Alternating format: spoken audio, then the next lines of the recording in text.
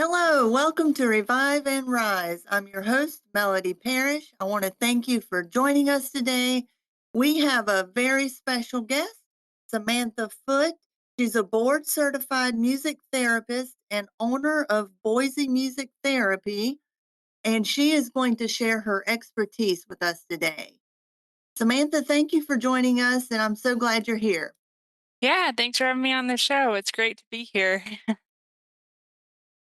So what would you like for our listeners to know about Oh, music therapy? I think that's so important. I love music, the way yeah. it makes people feel, the way it expresses your emotions.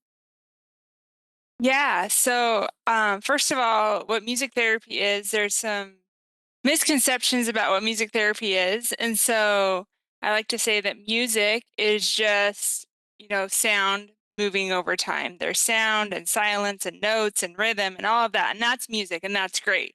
And then there's therapeutic music where people use like singing bowls or, like yoga with music, just music for health. And then there's music therapy where it's an evidence-based therapy that uses music to accomplish non-musical goals by a credentialed board certified music therapist. And so really we just use music to accomplish goals in the areas of motor skills or communication, cognitive skills. I'm forgetting the rest right now, but different areas of your life. And then to be a music therapist, you have to go to school, get at least a bachelor's degree in music therapy, and do an internship, pass a board certification exam. Excuse me. Pass a board certification exam, and then continue to get continuing education credits. So the other day, my friend texted me, and she is a music teacher, and she said, "I want to change careers. I want to be a music therapist, and I found a 6-week course to become a music therapist." And I'm like, "Yeah, that's not what it is." So, That doesn't work. um, yeah, yeah. And the way music works, it's really cool. It Music accesses more of the brain than any other stimulus. And so music can make new connections in your brain where other things aren't accessing it. So, for example, if you have if you have damage to your speech part of your brain that does speech, um, then you can use music to access other parts of your brain, and then it allows you to speak again because it's accessing those different parts, making new neural connections, and all of that stuff. Yeah. Anyway, I love it. I could talk about that forever, but that's just the simplified version of it. Yeah, yeah, I remember Yeah. so I've had a traumatic brain injury, and I had to relearn how to use my words Mhm. and speak clearly, and music was a way that I did that, like you're saying, and, I don't know if you've seen the documentary of Gabby Giffords? Yeah, that's actually who I was thinking of when I did that example. I usually bring her up. Her journey is amazing, and she credits music therapy in addition to speech therapy, occupational Mhm. therapy, physical therapy. But for example, she was able to sing before she could talk because she Yeah. was making those new neural pathways. So, yes, I have seen her documentary, and that's exactly who I was thinking of with that example. Yes, so that's great, so that's what you do. Yeah, I mainly work with kids with autism and like Down syndrome, ADHD, things like that. And so a lot of them don't have brain injuries, but we're working on like motor skills and communication skills and cognitive skills. So if they can't really pay attention, we're using music to help their brain. It helps it reorganize itself so that you can Mhm. like maybe pay attention a little bit better. Um, there was this client that I worked with. I thought this was so cool. He, well, not the part of him having, oh, what's it called? I actually had this as a child too. It's where your brain swells and And hydrocephalus. It's yeah. hydrocephalus.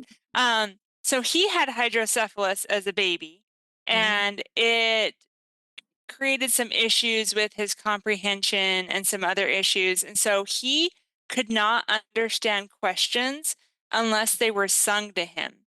And so I Mhm. worked with the speech therapist with him and I sang him the questions and then he answered them just verbally. And then we were slowly able to back off the music and then he was able just to understand questions that were spoken to him. So Wow. that was really cool working with Yeah. him. Yeah, that sounds amazing, Yeah. doing that kind of work. So, you were talking about, like, um, physical motor skills. How would you be able to use therapy to connect to that? So I recommend that people, if they're interested in this, looking up neurologic music therapy, if you go on YouTube and look it up, and it just helps.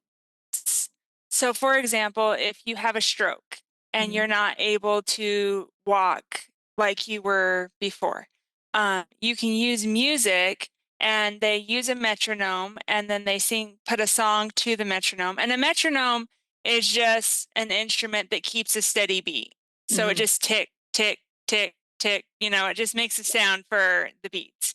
Um, and so they use that and then they put a song to it and then they have the person walk down the hall and it's like a miracle thing happens where the person is all of a sudden able to walk where before they were kind of shuffling, they had to use a walker, they had to use someone holding on to them.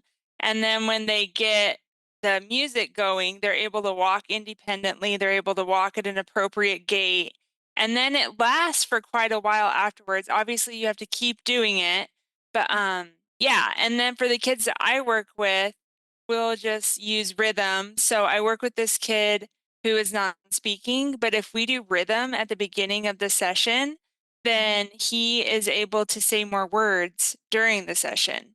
And so he's functionally non-speaking, but he can make sounds, he can say words, mhm. but it's kind of hit and miss. But if we do the rhythm first and we're drumming and all of that, then he's able to do those communication things a little bit easier than if he didn't do the rhythm things. Oh, that's so interesting. Yeah. Wow. Um, So yeah, definitely look up neurologic music therapy if you're interested in that, because that is where all that comes from. nice. So, like, who would your clients be? The population of clients that you serve would because you said you serve autism.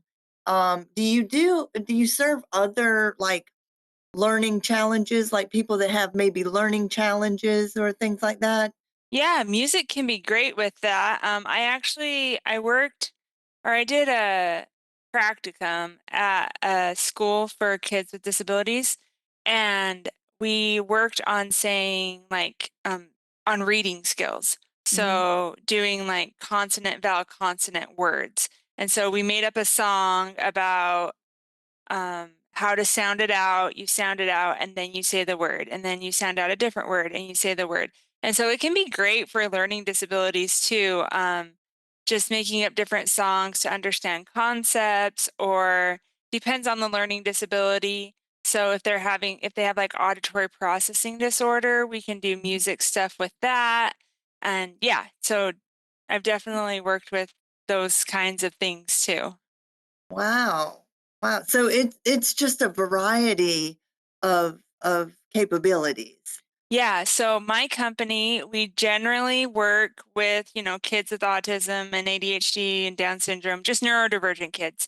But we also we do a group at a drug rehab place, and we have a group at an eating disorder clinic. And then there's music therapists that work at the local hospital. There's music therapists that work in prisons, psychiatric centers. I did group at a psychiatric center.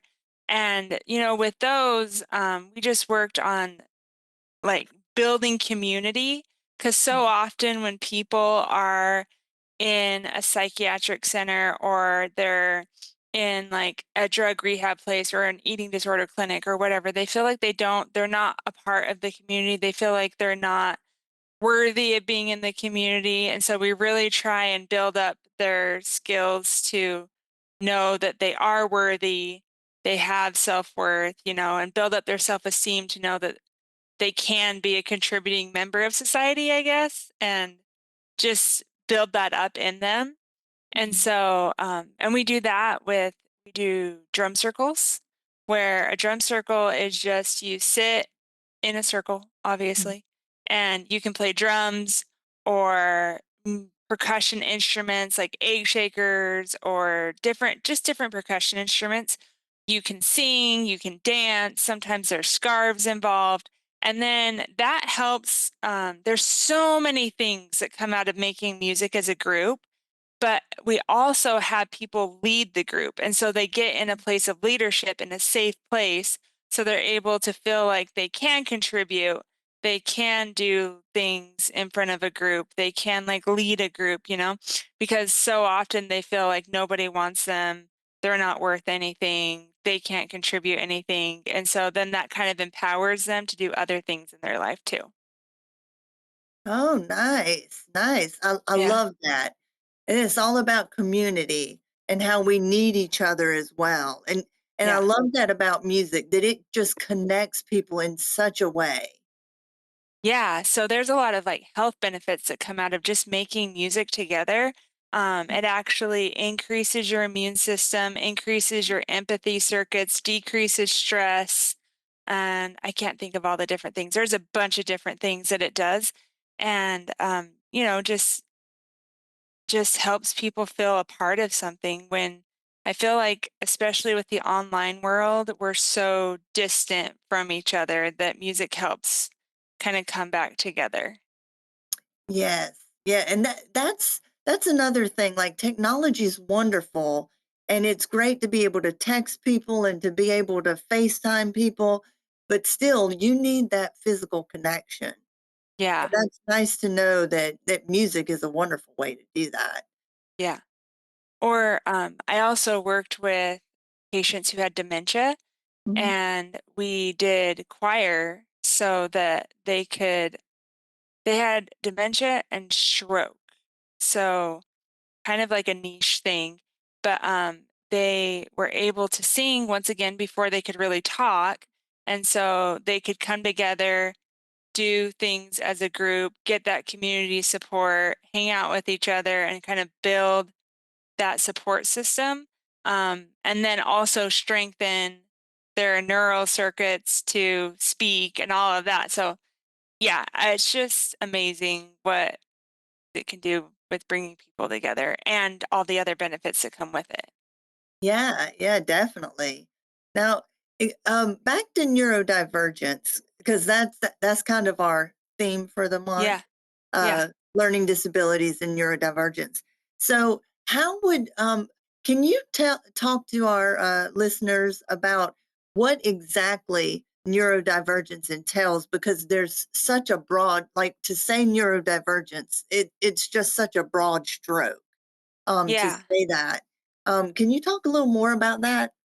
Yeah, so the movement started with people with autism. They said they wanted to be called neurodivergent, and it just means someone whose brain is not typical. Like we think of a typical brain in this way, and they diverge from that typical brain. And so it's come to include a lot of different things. It's debatable, like what all is included, but things like ADHD, OCD, bipolar disorder, autism, like all those things can be considered neurodivergent. It's just anyone who doesn't function in a neurotypical, that's like if you're a typical developing person, Mhm. that's what it's called. And so it's come to include just anyone whose brain isn't quite typical. Yeah. And then it I love that you say that, but it's not because a lot of people say that or in the past have called things like that disabilities, but I don't see it that way. It's just something different. And it's Yeah. okay to be different, right? Yeah. I think the disability part comes in that the world does not cater to neurodivergent people. And so that's where the disability part comes in. So For example, if you have ADHD and you function the best between 10 and 3 at night, but your job makes you work 9 to 5 because 9 to 5 is the typical working hours, then I think that's where the disability part comes in, where it's very hard to function in a world that's not made for you. But if you could function in a world that was made for you, so people that have ADHD, if they could work when they have that burst of energy, and they're able to focus on what they're doing, then maybe we wouldn't need to be medicated to focus when we're supposed, like in quotes, supposed to focus. Um, so I definitely think that it's just disabling because of the way the world is set up. Yeah, If the world was catered to people with ADHD, then neurotypical people would be seen as having a disability. yeah, And so, exactly. but I definitely don't want to take away from people because I've heard that before that, like, oh, it's not a disability, it's just a different way of thinking. And there's so many people, they're like, no, this is disabling because the world does not function like I function. And Right. so I just think that's an important thing to think about, but it's Mhm. not bad. Like so many people who think about neurodivergent people think that they are not as smart or they have cognitive delays or whatever, and some do, Mhm. but that's it's just a different way of thinking. It's not that they're less smart or less intelligent. It's just a different way of thinking. It's just they're wired different, Yeah, right? yeah. I mean, And literally, like if yeah, you look at brain scans, like neurodivergent people are wired differently than neurotypical people. You can see that people with autism have way more connections in their brain than a neurotypical person does. So yeah. I just think that's fascinating. Yeah, definitely. And you know, the fact that people, like you say, if you just make a little bit of changes and adaptations to things, that's all people need. You Yeah, know, so our previous guest that was on last week, he said that he was severely dyslexic, but he was able to be successful because he made adaptations, slight adaptations in his life. And he's a very successful business owner yeah, now. And he can't, I think he said he can't read above a second grade level, but by making those adaptations, he's very successful. And like, I think just from talking to you, music would be one of those adaptations, right? yeah, for sure. Yeah. Um, so like I was talking about that boy who couldn't understand spoken Mhm, questions. When mhm, you use music and sing to him, he can understand it just fine.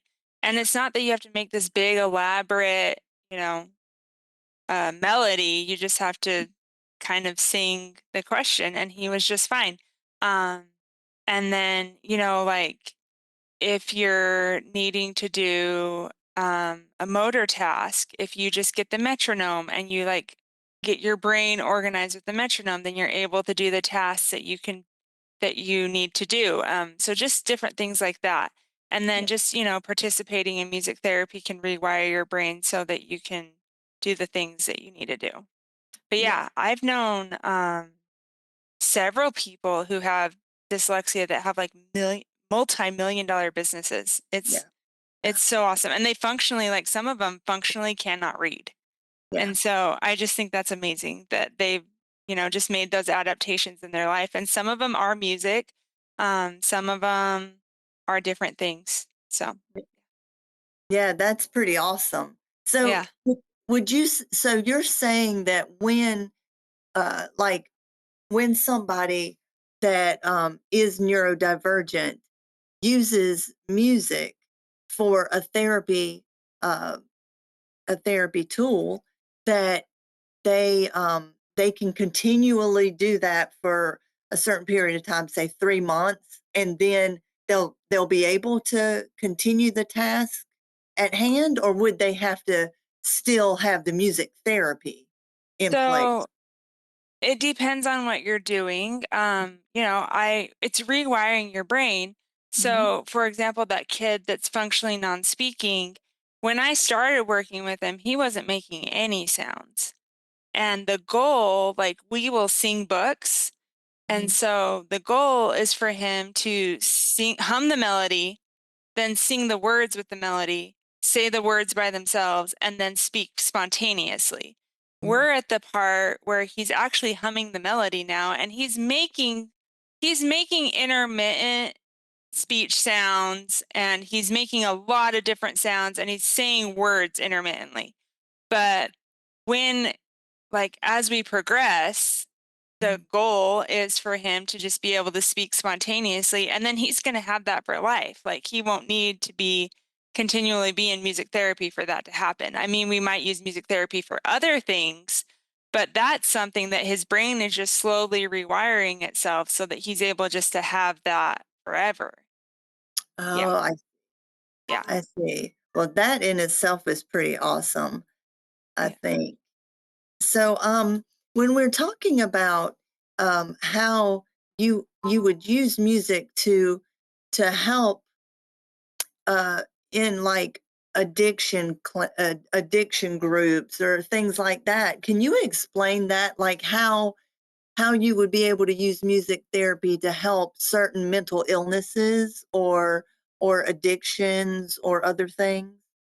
Yeah, so what I mainly focus on when I work in those environments is building community, like we talked about, Mhm, and just when you have a community and you have an addiction or you have a mental illness or something like that, having that community helps you not go back to what you're doing before because you have this new community that you have that can support you. And so the goal is just to, reflect on where they've been and what they're going to do moving forward. And so those are kind of the goals that I address. There's other goals that you can address, but those are the kind of things that I address when I'm in those situations, not situations, but in those environments. mhm. Um, and then just, you know, introducing them to music, and maybe music can help them, maybe when they're not in the rehab center anymore, they can find a drum circle to go to, or they can find a band to participate in, or a choir, or something like that, so they can continue to get that support and be in that environment. Oh, I see. I see. It's kind of like being in a community that will also hold you accountable Yeah, yeah. and So support you, right? yeah, so we go around and we say, like, what are your wins this week? Or we do lyric analysis, well, where we talk about a song and we talk about what that song is bringing up for them, what that means for them now, what that means for them going forward, and yeah, things like that. Oh, wow, that's really nice. Yeah. Um, so one thing that I really like sound baths. Hmm. And I do them frequently. Um, and one thing I've noticed, or another thing that I've noticed is that if you hum, it's just that sound just naturally calms you. Can you speak about how the vibrations and the sounds, how they can calm you, and that's a tool we can use when we're upset, when we're anxious? Yeah, I don't use that a lot. I'm not super familiar with the vibrations and all of that science. I use music in a different way, Mhm. but I know that I have a friend that does sound baths and things like that, and it can have powerful effects, but I don't know the science behind it. I don't really do any of that stuff. Oh, that's Yeah. not in your That's realm. more that's more therapeutic music. That's more using music therapeutically rather than music therapy, like Oh, that difference.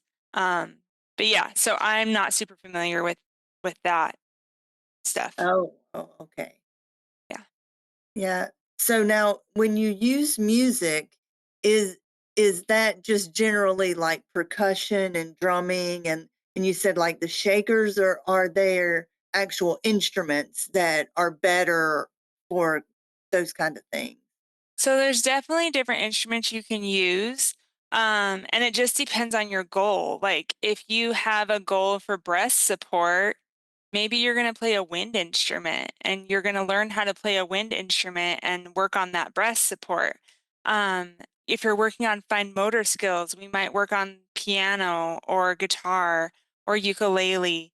If you're working, so we do bring in different instruments. I mainly use the piano, ukulele, and guitar. Mhm, I do have a concertina that my husband bought me. It was so mhm, funny. He was like, I accidentally bought you an instrument. And I was like, what do you mean you accidentally bought me an instrument? And he got it for me.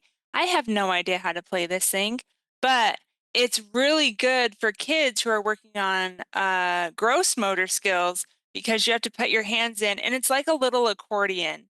So uh-huh, it's a lot to coordinate, and you're working on that hand coordination where you mhm, have to pull it out and in, and then you also have to press the buttons to make it sound while you're pulling it out and in.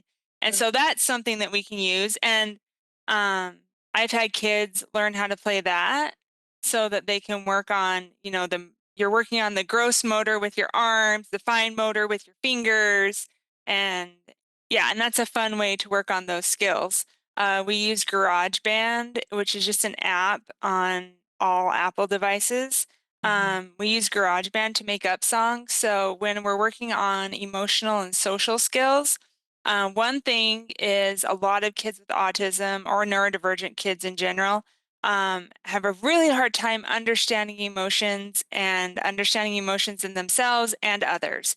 And so, and they have a really hard time with having flexible thinking where all their thinking is very concrete, they're very literal. And so we talk about, for example, we'll talk about happiness and then we'll write a song about happiness. But in that song, I'll say, what does happiness smell like? What does it look like? What does it taste like? And they're like, happiness doesn't taste like anything, it's an emotion. So we're working on expanding that flexible thinking by saying, well, if you just had to imagine that happiness tasted like something, what would you say it tasted like, And so, and then we'll go through and say, I feel happiness when they'll identify times that they feel happy. And then when I feel happiness, I can. And this is more for like an a different emotion, like when you're mad. So when I'm mad, I can, and you're putting in a coping skill, you know?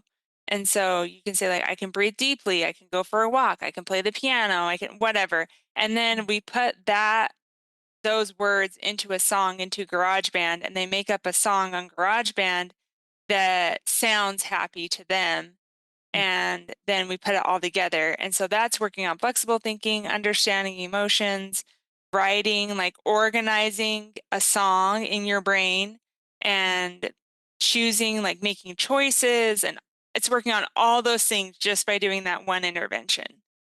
Oh, wow. Yeah. Yeah. I guess you never really think about that. But like you say, when you go to school for it and you study it, then you actually Yeah. think about those kinds of things. Yeah. And that can help, kids at school too. So if you're learning how to do this in music therapy, then when you go to school and your teacher asks you to write a paragraph about something, then you're able to, you've already done that in your brain with the song. And so then it's just helping you be able to do like all those things that you have to do at school too. Yeah, that's pretty awesome. I know um when I was in college, like I had to have the radio playing. And I don't know, can you speak about that? Is that something? Does it really help something? It does some people, and then other people, it completely distracts them. So it just depends on your brain. Mhm, I know, like for me, if I listen to music when I'm doing deep work, if it has words, I cannot focus because I'm listening to the words, I'm listening, all of that. But and even like classical music or music without words, I spent so many years in music theory, like analyzing music that I sit there and I analyze the music and I don't focus on what I'm supposed to be doing. But for like people with ADHD, you can listen to brown noise or binaural beats, and that helps you get into focus. And so it just depends on your type of brain. But yeah, listening to music can definitely help some people get into like a deep work focus.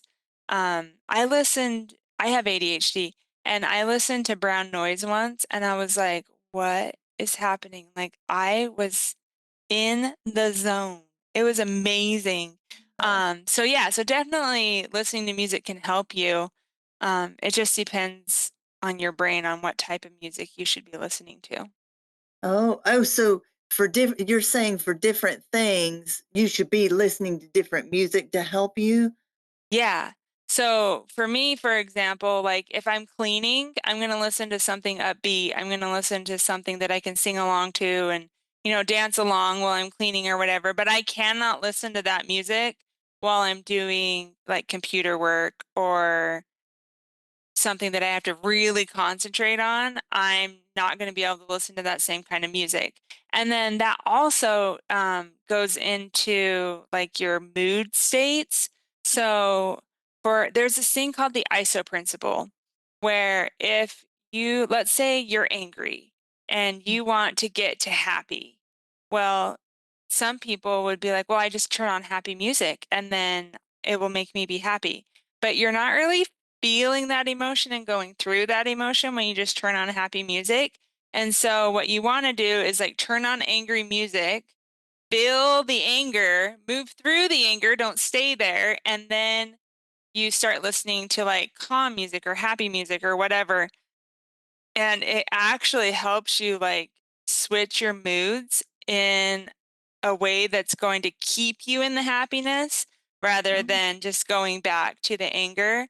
And then there's also like, I think this is cool. There's science studies that have been done that show that if you're sad and you listen to sad music, it actually makes you happier because oh. there's like I don't know the whole thing, but there's like something that goes on in your brain that just listening to the sad music like triggers something that helps you feel better. Oh, wow, that's so interesting. Yeah. So Wow. music is just really cool. Yeah, yeah, So it is, totally. So I tell parents when they have, neurodivergent kids or non-neurodivergent kids, but I work with neurodivergent kids, um, that like if their kid is angry, maybe put on angry music and like stomp it out or dance it out or whatever, and then slowly move toward calm music or happy music, whatever you want them to feel. And then that helps them move through the emotion without getting stuck in the anger where they might escalate or they might become aggressive or, just stay in that state that they don't really want to be in. Oh, that's so good, yeah. Um, because in therapy, you'll hear your therapist say, you know, "Feel the emotion, you have to feel it." Hmm. And that's exactly what you're saying. You're saying put on the music to make you feel it, Yeah. right? Yeah. Um, Yep. so I don't I think the noise is at least I'm hearing about it in the last, like, few years. I think there's been more research maybe done on it. Can you explain? Because you have all the different noises, white noise, brown noise, Hmm. green noise, pink noise, but can you don't have to go into deep detail, of course, but just basically for our listeners' sake, that they can maybe figure out what kind of noise would be best. Yeah. I would just look up or talk to a music therapist and just kind of investigate like what is brown noise typically used for? What is this noise typically used for? And just do it that way. Like, I don't want to give like, oh, this is used for this and this is used for this because it all varies depending on your own situation. Mhm. It's kind of like how people say, "Well, what is angry music? What music should I listen to when I'm angry?" I'm like, "I don't know. What music makes you angry?" Because listening to screamo music makes me angry, but it's somebody else's relaxation music. And so I would just say talk to a music therapist or, there's guides online that can show you kind of explain it better. Yeah, yeah. So, in other words, what you're saying is that music is unique to a person. Absolutely. Yeah. Yeah. So we can't make a generalized statement about, it's all about you and how you feel and what can help you. Yep. And you just have to kind of investigate and try different things and see what type of music resonates with you. Yes. Yeah. So it's more like a look inside yourself, do some self reflection, self discovery kind of thing, right? Yeah. Yeah. Yeah.